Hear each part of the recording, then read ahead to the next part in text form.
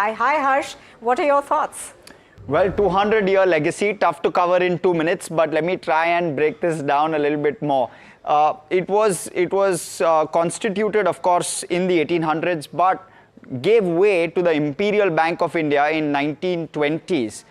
Thereafter, post-independence in 1955, the name of the bank was changed to State Bank of India. So it's been 69 years since they've adopted the State Bank of India name as well as the logo. And of course, it's a Fortune 500 company now. It's the largest banking and financial services company in the country by a mile. In fact, in terms of deposits as well as advances, nearly 2x that of any other competitor in the country. There you go. On 1st July, Imperial Bank of India became State Bank of India, and thereafter, it's only been an upward journey. Currently services 50 crore customers out of the 140 crore Indian population, and has 38 lakh crore worth of loans versus its nearest compete of roughly 25 lakh crore and 49 lakh crore of deposits, double of its nearest compete. 22,500 branches, that's nearly triple that of its nearest compete. So clearly, in terms of reach, scale, it's got no competitor anywhere close to it.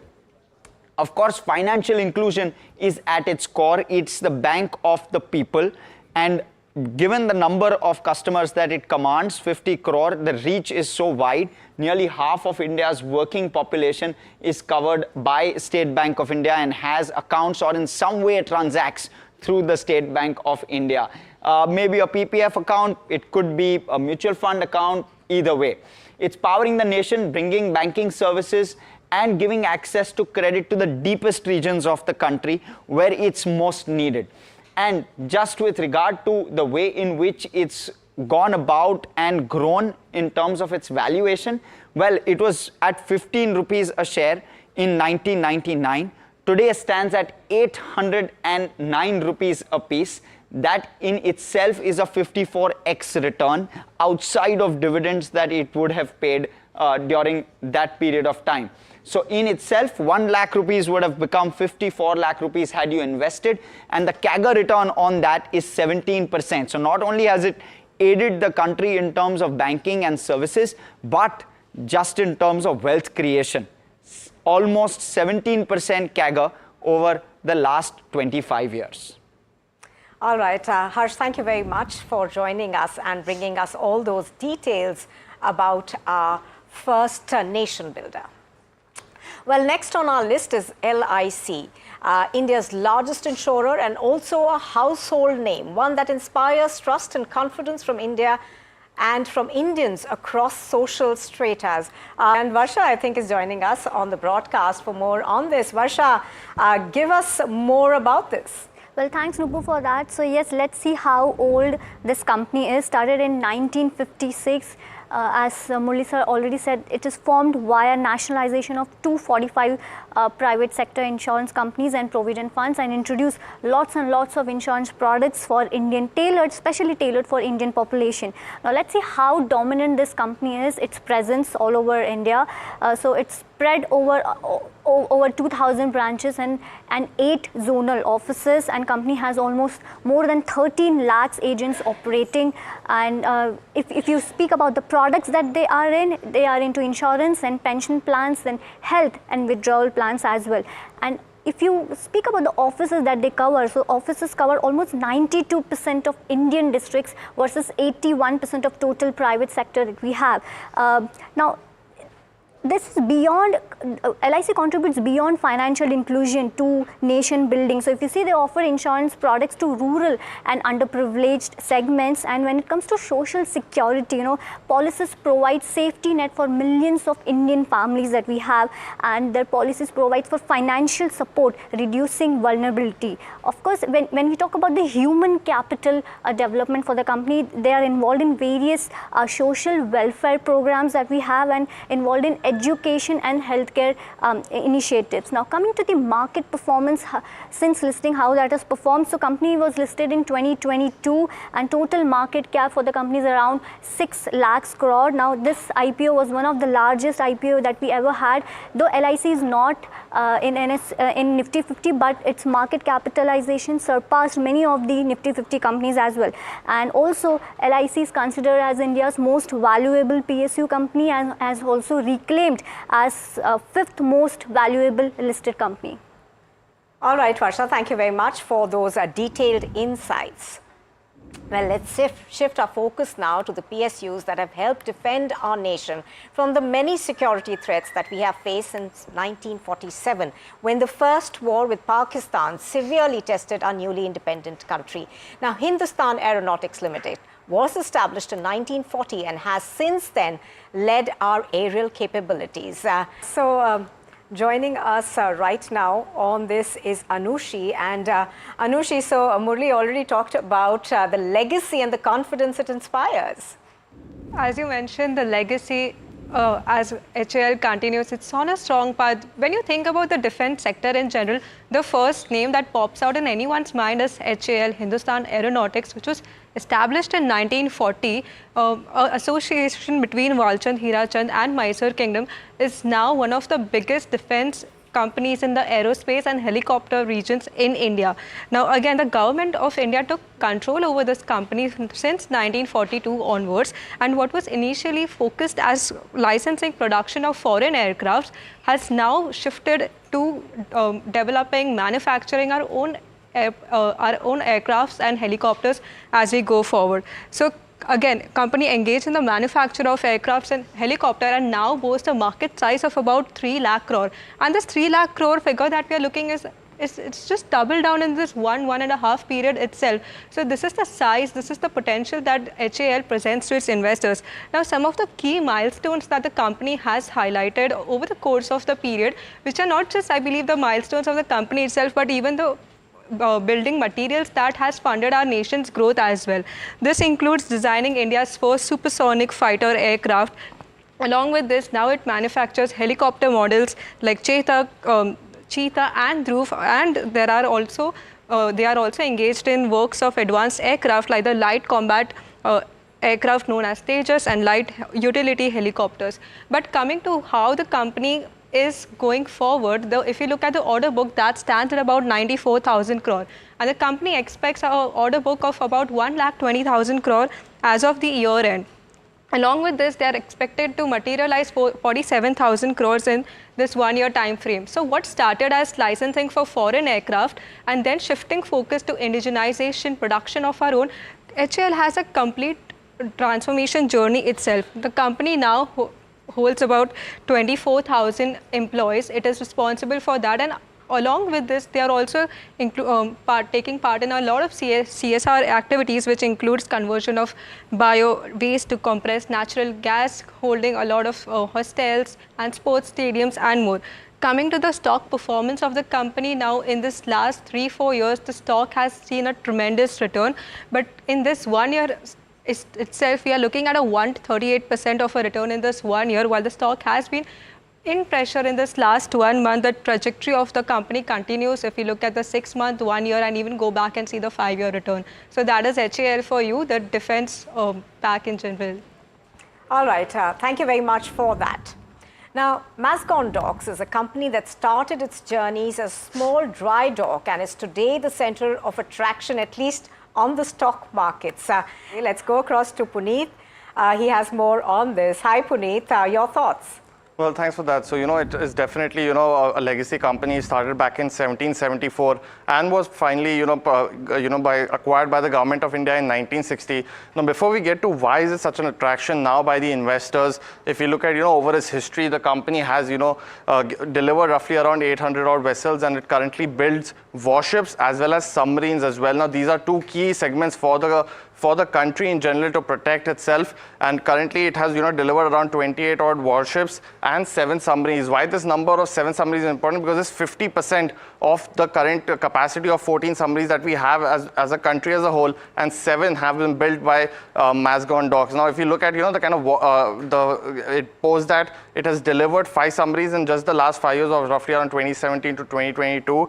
And if you look at it's building another 4 stealth fighter frigates or warships over this particular period of time. When you look at the localization effort of the company, it has been successfully Indianizing equipment such as batteries for the submarines as well, and it has manufacturing corvettes as well. Now, if you look at its particular journey to the Navratna status, now it got the Mini Ratna status in 2006. Post that it has been steadily bringing up its business as well as its acumen, and has finally become a Navratna company, which is the highest status given by the government.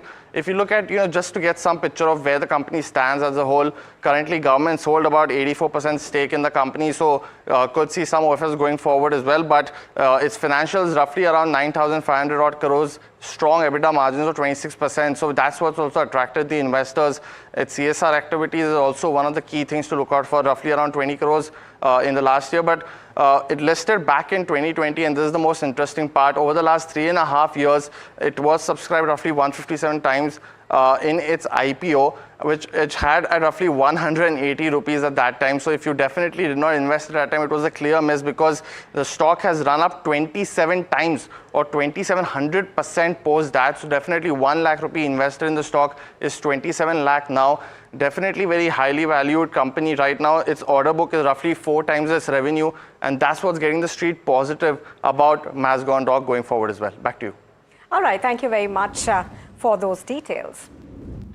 Well, who can now forget ONGC, the company that leads a foray in the oil and natural gas sector. It's also a major contributor to the government's revenue. Mihika is with us for that. So, Mihika, we were talking about the legacy of the company, but tell us more in terms of how it's doing today. Yes, I guess you could say it is actually ONGC's birthday today. The company was established as Oil and Natural Gas Commission on August 14th, 1956, which is 68 years ago. It was set up under the visionary of leadership of Pandit Jawaharlal Nehru, and then it became Oil and Natural Gas Commission became Oil and Gas National Corporation in 1994, and it was recognized as one of the Navratnas of Government of India in 1997 and conferred as a Maharatna status in 2010. When we talk about ONGC, it is one of the major pillars or backbones of India's energy sector. It is the largest oil and gas corporation in terms of exploration and production for India. It produces 70% of India's domestic oil needs and around 84% of India's natural gas needs. And it's also discovered 8 out of the 9 producing oil and gas basins in India. And cumulative over the years, according to the company, they have produced 1,042 million metric tons of crude and 715 billion cubic meters of gas, and they possess about 15% of India's total Indian refinery company. When you talk about how the company has funded growth, well, they are a major contributor to this government's revenue, and regular dividend payments by the company also helps the government, as the government is one of the major stakeholders. In terms of regional development as well, the company often operates in remote and underdeveloped regions, and thereby their presence in these regions brings up investments in infra and employment opportunities, and the company has over 25,000 employees currently. It also aims to produce more oil and gas for India, and India is one of the largest top 5 oil consumers. That's why higher production by the company will reduce our import dependency. And in terms of wealth creation for what it's done for investors, but the company listed on NSE and BSE back on 19 July of 1999, and currently the total market capitalization of the company stands at 4.22 lakh crores. The stock is up 64% in this year itself and 163% in the last 5 years.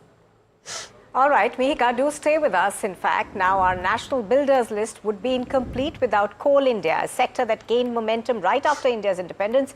Interestingly, it began commercial mining in 1774. So, Mihika, tell us more. Yes. So coal sector mainly gained momentum post-independence. It was actually recognized as a very important need for the country in the first 5-year plan, and the government nationalized the coal sector in 1970, and Coal India was thereby formed in 1975 as a holding company for all the coal subsidiaries out there. It is also one of the backbones of India energy sector. It's the world's largest coal mining company by volumes, and it's spread across 8 different states in India. It produces around 83% of India's overall coal production and meets around 40% of India's commercial requirement. When you talk about funding growth, the company has 2.31 lakh employees and it's a major contributor to the government as well in terms of taxation.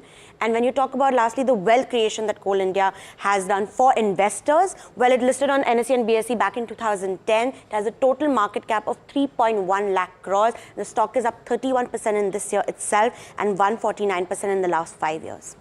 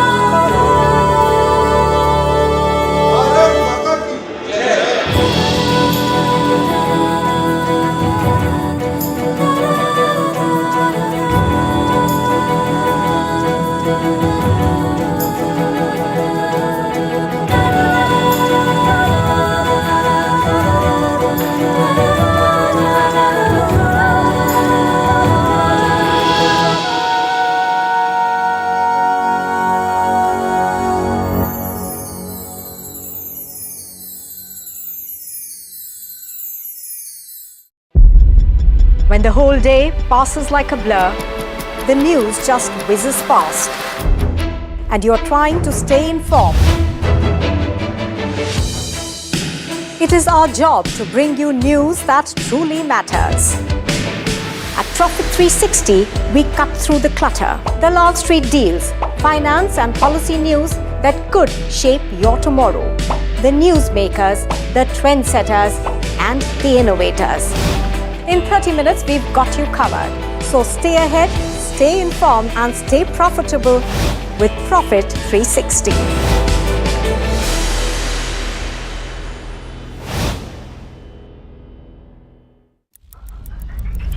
Headlines you start your day with.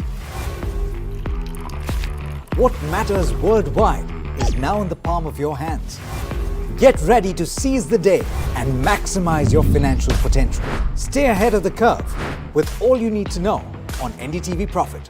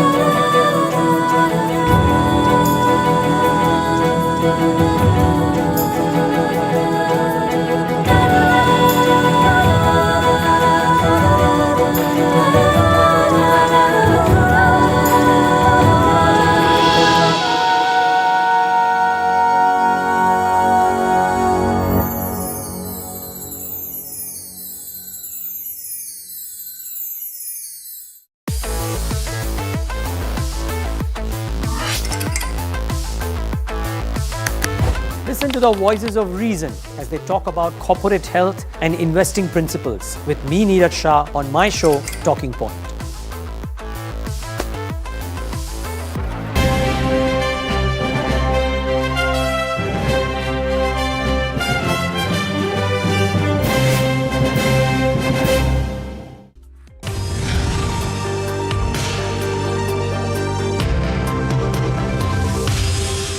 The hub of the IT sector, Bangalore, is where Bharat Electronics Limited was formed. It began as a company that manufactured some comms equipments, but today it makes state-of-the-art electronic systems for the Army, the Navy, and the Air Force. Mahima is with us on this.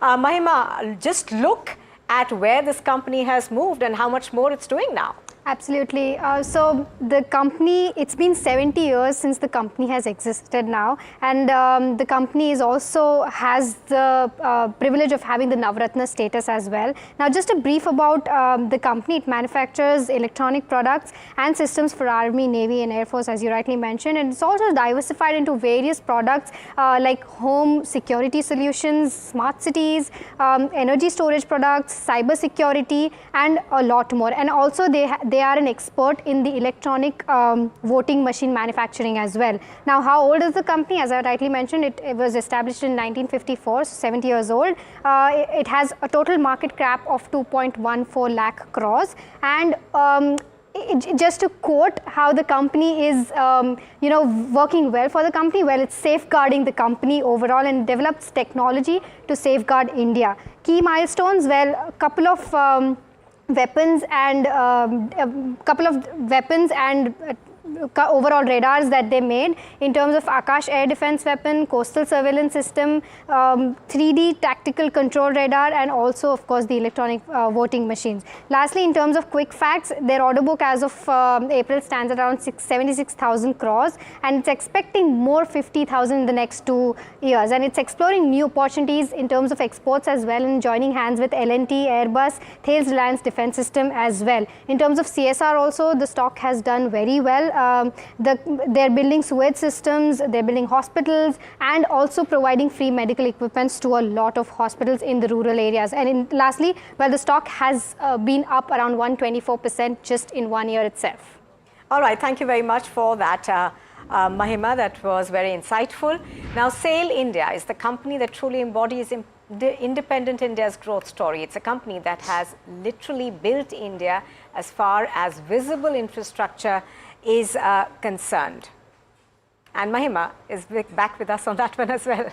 Right. So, Nupur, SAIL India was known as Hindustan Steel when it started its journey, and its first plant was established in Rourkela, and overall preliminary work was started by Iron and Steel Ministry. Now, in terms of company, well, 65% of the company is owned by the government. However, the interesting fact here is that they are being given the status of Maharatna. The difference between Maharatna and Navratna is that in the Maharatna company, 15% of their total net worth, they can make investment decisions on their own without any government intervention. Whereas for Navratna, the cap is up to 1,000 crores. In terms of products, well, they produce TMT steel bars, wire rods, plates, railway products, and a lot more than that. And in terms of plants, they have 5 integrated steel plants and 3 special alloy plants. In terms of how old the company, well, SAIL has a similar journey as BEL. It's 70 years old. It was also established in 1954, and at present its market cap is roughly 52.4 thousand crores. Now, in terms of one line to describe how the company is, inching towards nation building, well, it's strengthening the nation through its steel production. And overall, their crude steel production stands at 19.2 million tons, and their saleable steel production stands at around 18.4 million tons. In terms of outlook, they are targeting 20 million tons in FY25 itself, and they're targeting sales of 90 million tons in FY25, and planning a capex also of roughly 6,300 crores. In terms of manpower, well, at present they're employing more than 55,000 people overall in their organization. So this is the overall view of SAIL as well. All right, thank you very much for that.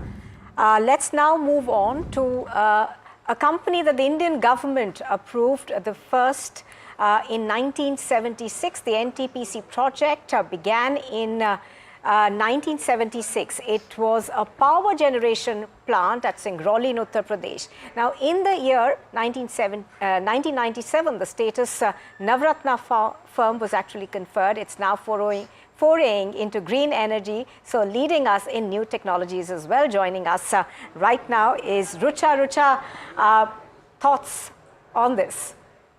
Thanks, Nupur. So, as you rightly mentioned, NTPC is National Thermal Power Corporation. Now, if we talk about the thermal power industry, NTPC is a pioneer. With a legacy of 49 years, the company now has a market cap of more than 3.5 lakh crore.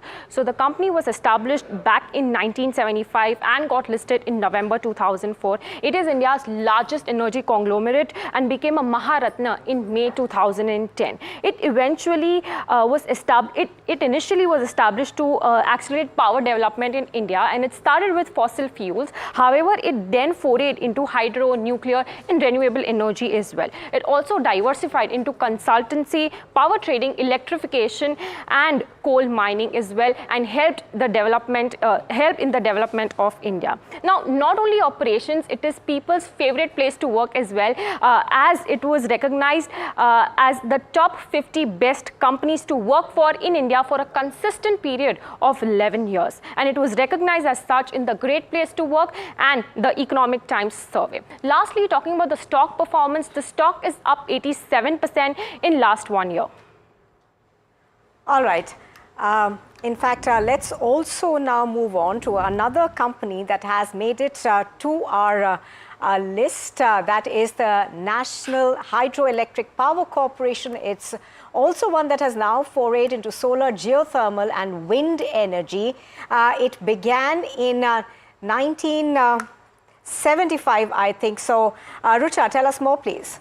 You're right, Nupur. So the company was established in the year 1975, and I'm talking about National Hydroelectric Power Corporation. It got listed, however, in September 2009. Again, with a legacy of 49 years, the company has a market cap of around 96,000 crore rupees. So initially, it was incorporated to promote hydroelectric power. However, is now foraying its hands into solar and wind energy development as well. It is recognized as the largest hydropower development organization in India and has activities from conceptualization to commissioning of hydro projects, and again is contributing to the development of the nation. It has also constructed 15 projects till now, aggregating to a total installed capacity of around 10,000 megawatts, actually more than 10,000 megawatts. Lastly, talking about the stock performance, NHPC has given a return of 86% over the last year. But one thing I want to note is that the shareholding pattern, the government of India now owns around 67% of stake in the company, while the foreign institutions own 9% and domestic institutional investors own around 10% of the equity in the company. Back to you.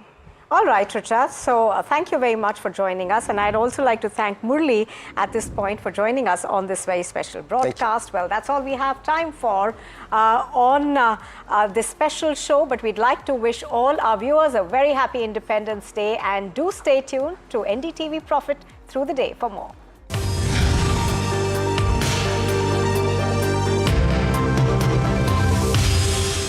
Da-da.